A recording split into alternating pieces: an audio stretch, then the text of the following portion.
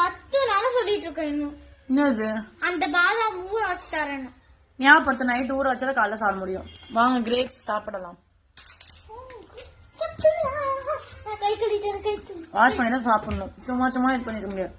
உண்டான தண்ணி ஊற்றி அம்மாடி கிரேப்ஸ் சாப்பிட்றேன். கரண்ட் வந்துச்சா பாப்பா? கரண்ட்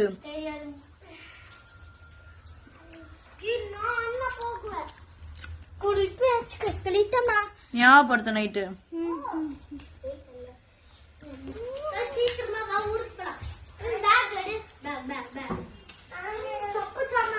நல்லா பழுத்துச்சு கிரேப்ஸ். நல்லா